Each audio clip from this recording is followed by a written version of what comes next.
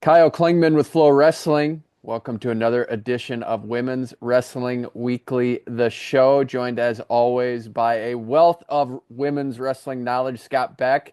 Scott, it kicks off with this.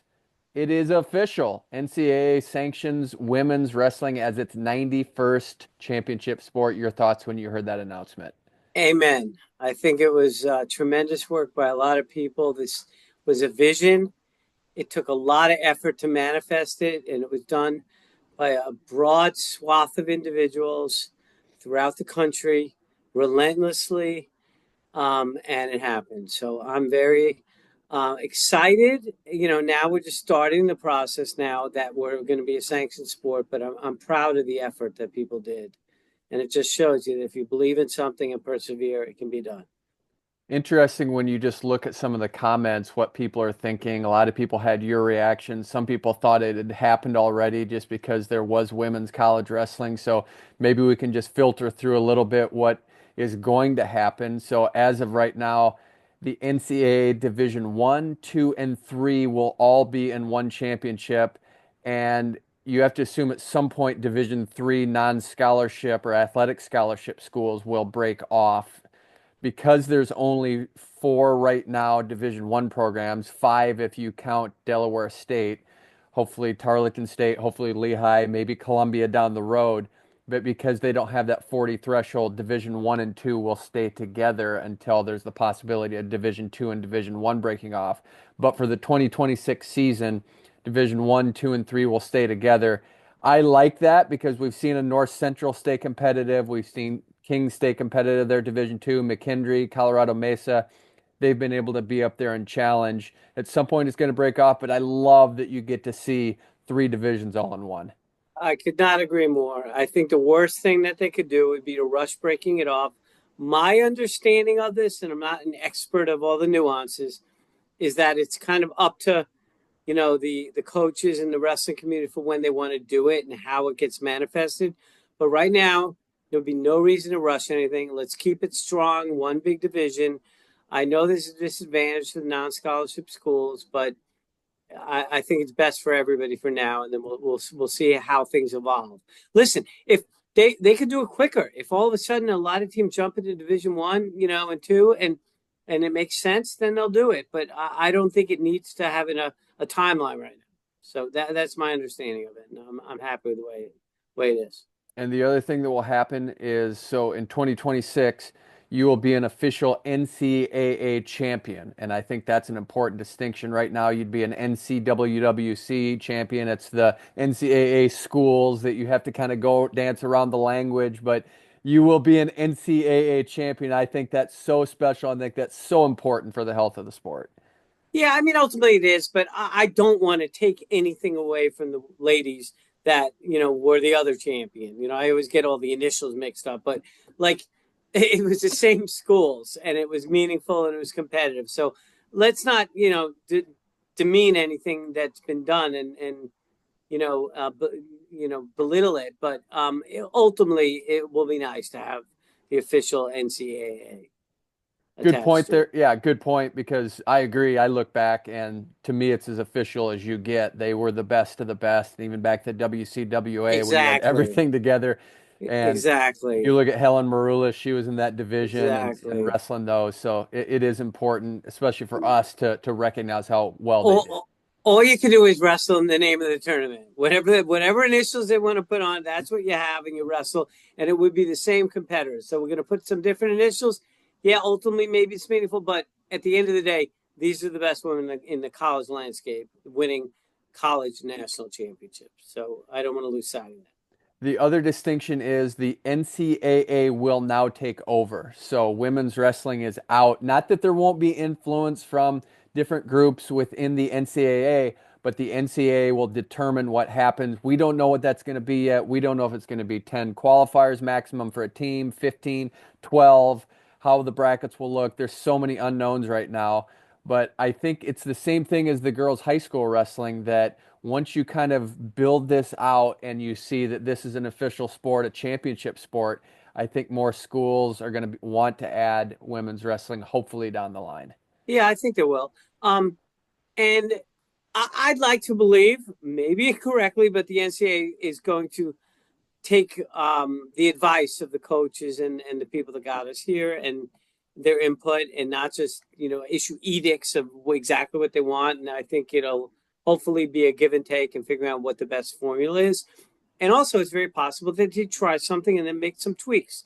And I'm not necessarily a massive fan of the NCAA just as an organization, but I do like in the college football playoff format, for example, that they're willing to keep tweaking it and try to get the best product. So that shows some flexibility. I'd like to believe in this sport we'll see it as well. Another topic that feeds into this is, do we get our best of the best of the best going to college? Because as we compared this last show or two shows ago, a lot of your best aren't going the college route. In the men's side, I think the only one we've come up with is Henry Cejudo. If you're talking about the I'm elite. sure we're missing some, but yeah, that's the only of the elite that just hits our.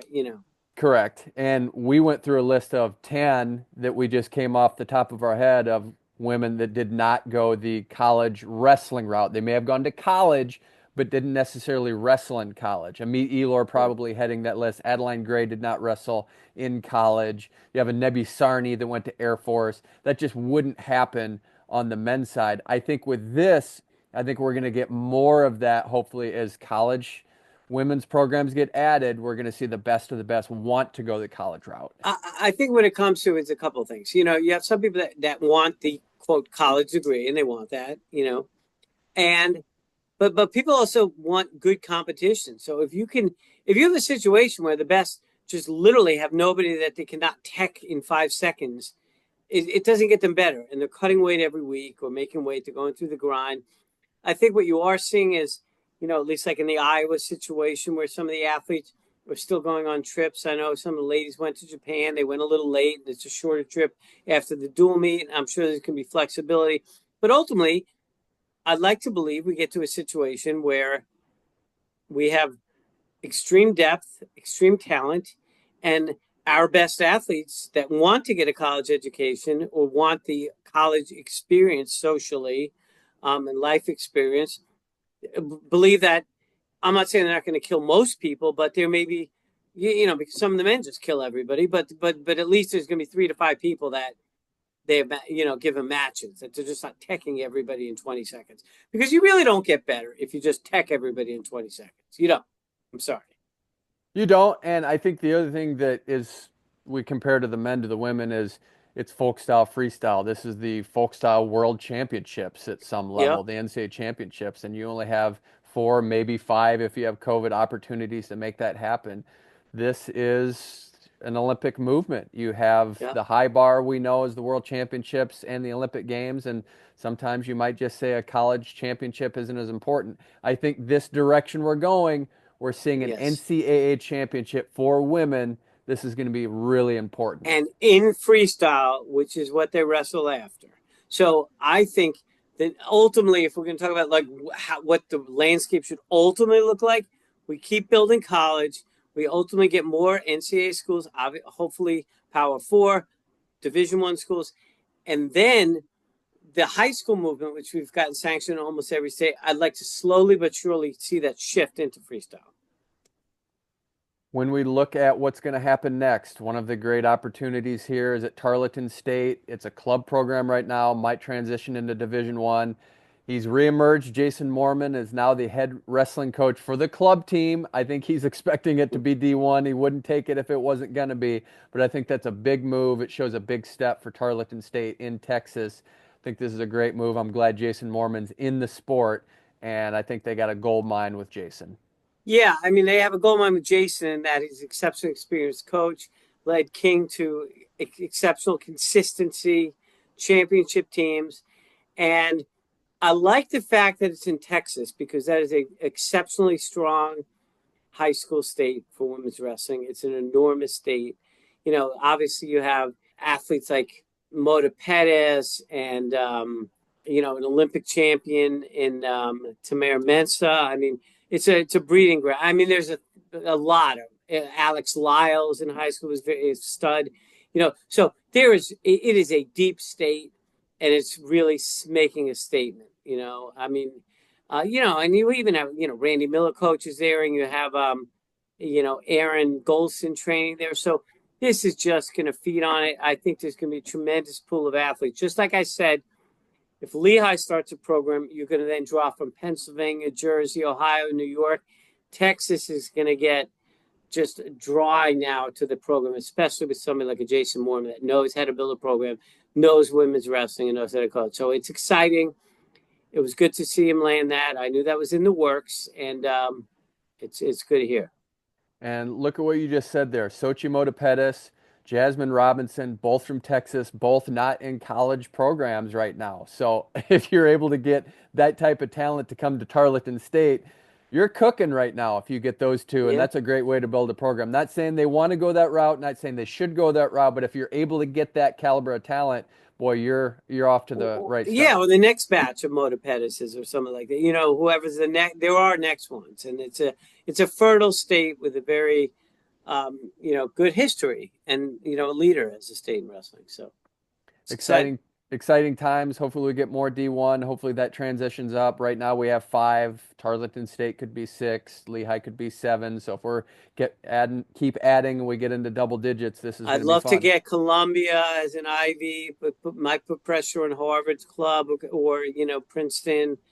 I think that would be good, or Penn maybe at some point. So having these little pockets of different kind of conferences or different types of programs puts pressure on their peers and competitors.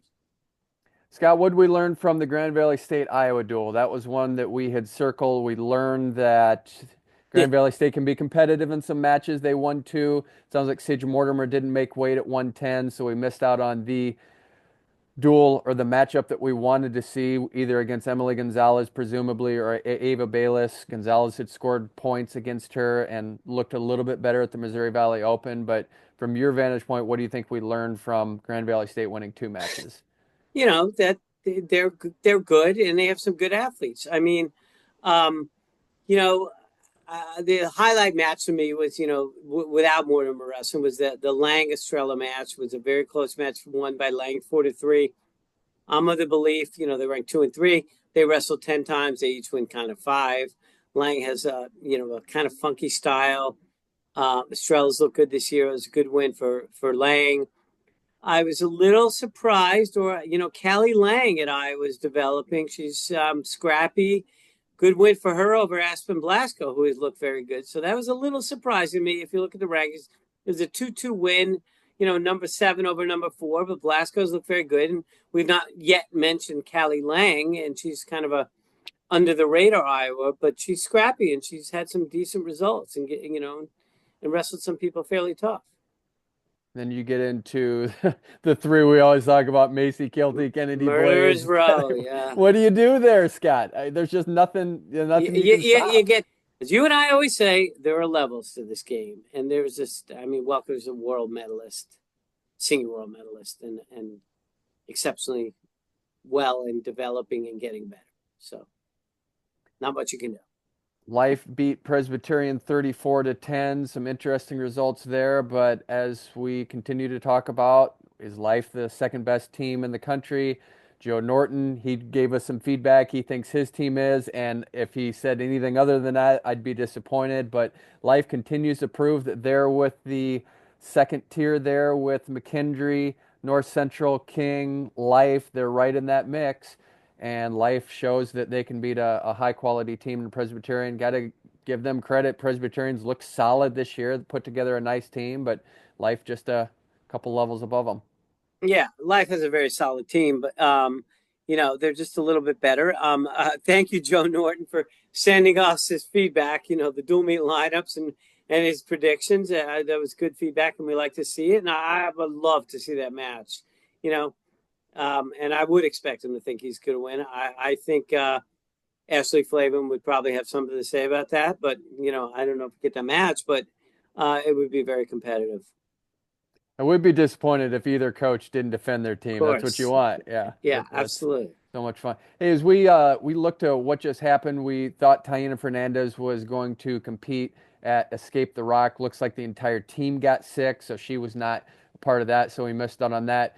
She could be wrestling at the Warrior Open. She won it last year. Actually got tested. She got down 8-0 last year. So what can we expect this year? She's looked better. She's dominated through. Could she get a test at the Warrior Open? We'll find out. But it sounds like there's going to be a nice high school contingent at the Warrior Open that we got to see last year.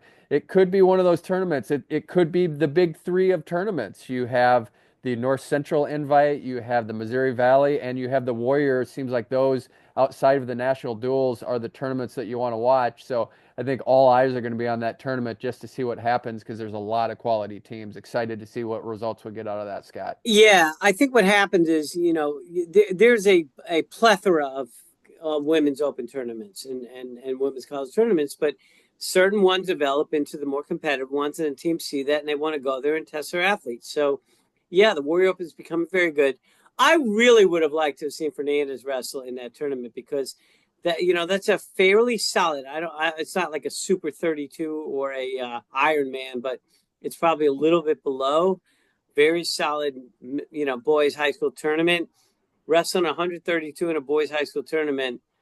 There's some talent there. So I would have liked to seen that, but yeah, I guess once again we did mention Tatiana Fernandez, so we checked the box. I would like to have seen her compete. But we did see, Morgan Turner, won and competed and dominated a college open. So, there's a bunch of them, and they're coming.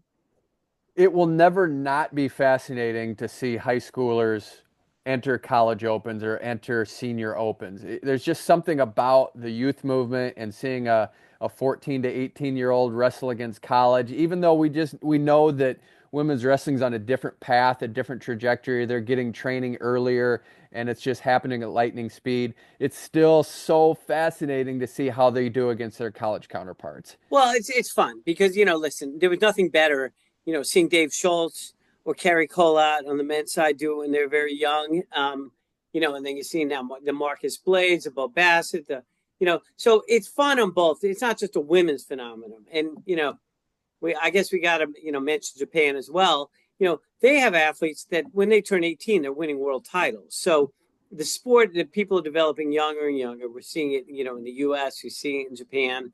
And it's just it's the sport, the coaching, the private, the video. It's just, but even back in the old days, the best athletes develop young, and it's just the way it is.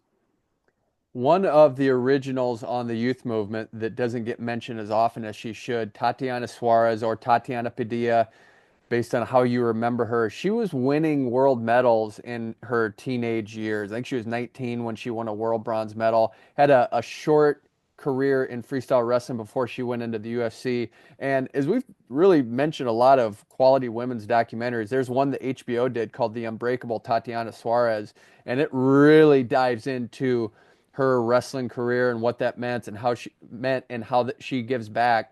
But I hope people learn more about her story and how influential she was, even though she had a short shelf life. I didn't really, she was on my radar. And then all of a sudden, she got on the radar when she was, she's undefeated in the UFC.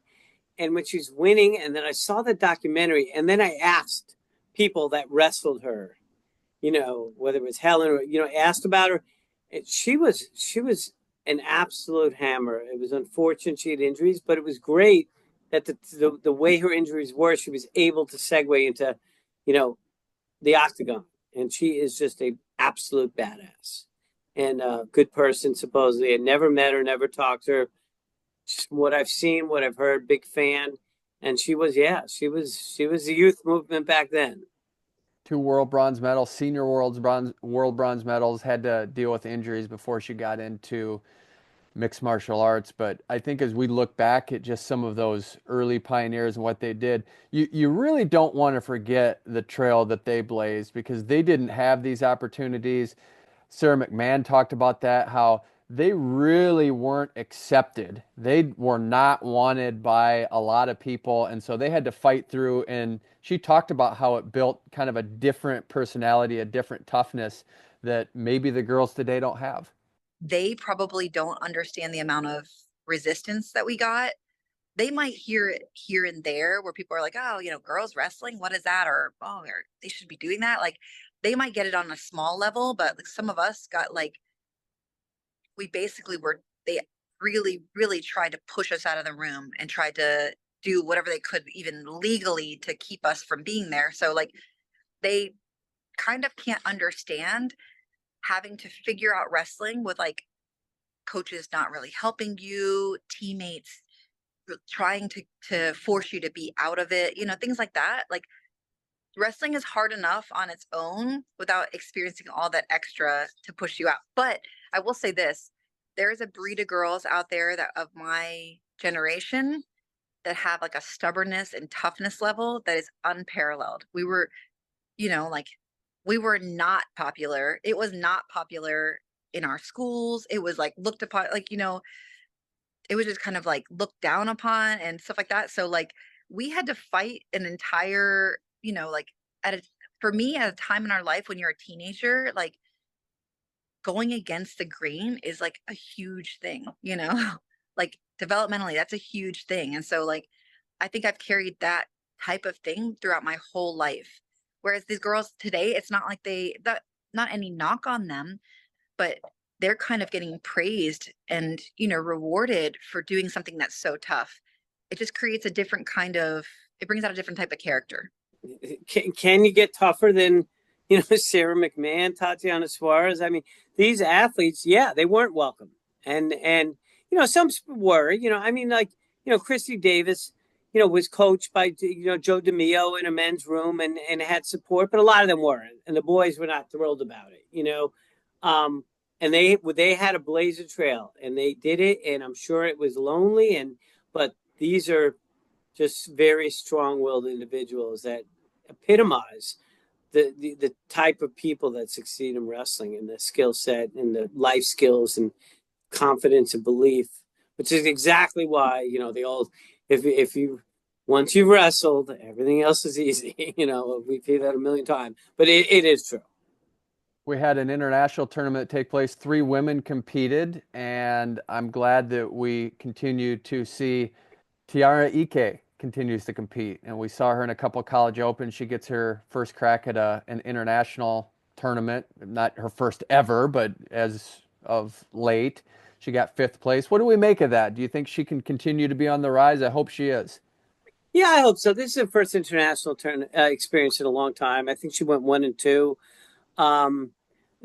She didn't lose to any like big names. I'm not very familiar with the people she lost to, but it's a process, and you got to get out there and keep competing. And it's different than competing, in domestic college opens. There's just levels, So it's good to see her out there, and I know I think Hattendorf went 1-2, and I think we had Albrecht had I think one. I think she went 2-0. I think she was a 3-person round robin. I'm not 100% sure, but that's a first. The season's starting now, so the next one's the Zagreb ranking series, and then the Tirana, Albania, there's a ranking series. Right now, the team's still in Japan. A bunch of Japanese studs in the room, multiple Olympic medalists, top to bottom. So they're getting really good competition. I think they've been wrestling tough and starting to believe and that they can do well against Japan, score in Japan. Steiner made a comment that after the first day, the second day, they wrestled and they were scoring. And he said, this may be the first practice I've ever seen us win against Japan or like break some of the ladies. And, the room was littered with world Olympic gold medalists. You had 53, 57, you had Fujinami, Sakurai, Matoki, back to back to back, all gold medalists. And just, Sainanjo, the room was littered with Sarah Natami, just a bunch of absolute accoladed individuals. And, I'm not saying that U.S. beat them necessarily, but we scored on a lot of the other ones, all age group, world champs and medalists. And Terry said it was one of the best practices he's ever seen us have, where we actually might have, quote, won a practice. Isn't this a fun time? Because you gear up for the Olympics. I think we take a breath collectively and say, we're just going to enjoy this for a little bit. record performance by the U.S. women. But now we gear up for Los Angeles 2028 and these ranking tournaments. I know it's early, but I get so excited seeing the results, seeing what kind of styles are out there, what kind of adjustments get made, how they make the adjustments, and what kind of things transpire on the mat. This is so fun, Scott. Yeah, absolutely. It's great. I mean, and it's all starting. And what's interesting is, training in these different places and tournaments, all these countries wrestle very differently. So if you're wrestling Japan, you're wrestling very technical, wrestlers that always win. Then you got to wrestle the Europeans who scrap, they go upper body more. It's a little more physical, a little different. You wrestle South Americans, it's different. So this is a time where, ideally you go to, different ranking series of different people, different athletes. You go to the Henry Delgain in Nice, France. You're going to get a lot of the French athletes. You'll get some, some of the other countries nearby, maybe some Spanish wrestlers, maybe some South Americans. And you go to Albania, you're going to get, Ukrainians. You'll get maybe some Russians. You'll get maybe Mongolians, Chinese. You need to feel them all, right? So when you go to Budapest, you're going to get, Germany, maybe some French, Hungary, Poland. So it's all different. You got to get the feels of everybody, and this is when it starts, and this is when you do your benchmarking. What am I doing well? What am I not doing well? Why did I just give up these points? Why couldn't I finish this takedown? What do I need to work at? Why am I getting turned? Am I transitioning to part of defense immediately? Am I transitioning to offense immediately? At these higher levels, weaknesses get exploited. And now with video, everybody sees everything. Evolve or die, as Charles Darwin said. I'm glad you brought up that topic of styles because we talked about styles as it relates to college wrestling. We talked about how because we have folk style, it maybe does translate onto the mat with more bar arms and going for the pin. I still believe that, but in thinking about that a couple weeks ago, I think one element that probably gets overlooked as it relates to dual meets is that you get 5 points rather than potentially 4-1 or 4-0, so you can score more points for your teams. The pin is still the ultimate. So I don't know if coaches are implementing that philosophy, saying go for the pin rather than the tech, but I think that might be a nuance with college wrestling, especially in duels, that you're going to maybe see a little higher frequency of falls.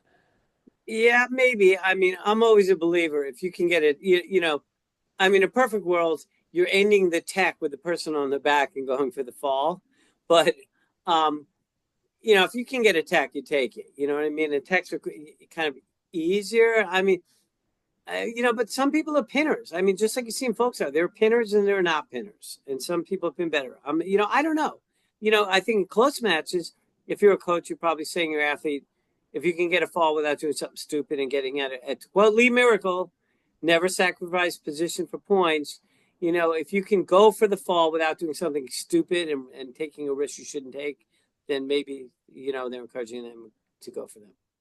And it's worth a little bit more, 1 point more at the national tournament. It is half a point more as far as advancement. You get 2 points for the fall and then 1.5 for the tech. So there is some risk involved because you aren't going to pin people traditionally. I don't know that I've ever seen a fall from a leg lace unless they get in some funky position. They're able to hold them up there. Usually you're not getting a fall from a leg lace. No, I've seen some gut wrench falls where somebody temporarily gets stopped, and as a person like Bridges, the offensive athlete. But yeah, I say if you have a lace wrap up, get your tech and walk off the mat.